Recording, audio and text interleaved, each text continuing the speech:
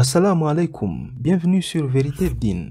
Je vais te raconter l'histoire du professeur Robert Guellem, un généticien juif qui s'est converti à l'islam après avoir été étonné par les versets du Coran qui parlent de la période d'attente que doit observer une femme musulmane après le divorce ou le décès de son mari pour pouvoir contracter un nouveau mariage. Ce n'est qu'après cette période précise de 3 mois que la femme divorcée peut se remarier avec un autre homme, si elle n'est pas enceinte bien sûr. Pour une femme veuve, la période est de 4 mois et 10 jours. L'islam a établi cette période d'attente pour le bien de la femme et de la société en général. C'est une période de guérison pour la femme qui, sous le choc de tout ce qui lui est arrivé, peut se révéler vulnérable et sujette à la manipulation d'une nouvelle demande en mariage. Cette période est donc le moment pour elle de guérir et de réfléchir sur son futur, pour voir où elle veut aller et ce qu'elle veut faire. Cette période est aussi nécessaire pour confirmer que la femme n'est pas enceinte. Ceci pour éviter qu'il y ait mélange des descendances.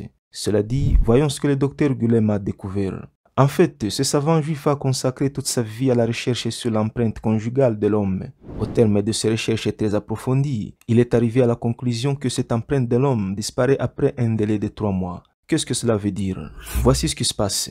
Après un rapport avec la femme, l'homme laisse une empreinte qui lui est spécifique. Si aucun nouveau rapport ne s'est produit, cette empreinte disparaît dans une proportion de 25 à 30% par mois et disparaît complètement au bout de 3 mois. Ce qui veut dire que, après 3 mois, une femme divorcée ou veuve est prête pour accueillir l'empreinte d'un nouveau partenaire. Cette vérité a conduit le savant généticien de confession juive à mener une recherche dans un quartier afro-américain dont les habitants étaient de confession musulmane. Le résultat fut que chaque femme du quartier portait uniquement l'empreinte de son époux. Après, il a mené une étude similaire, cette fois dans un quartier non musulman. Il a trouvé que les femmes portaient plusieurs empreintes des hommes différents, preuve qu'elles avaient eu des rapports extra-conjugaux. C'est après ces preuves scientifiques contenues dans le Coran et qui lui ont extrêmement stupéfait que le docteur Guellem a décidé d'orienter la recherche dans son propre foyer. Il découvre alors avec consternation que sa propre épouse portait elle aussi 3 empreintes différentes.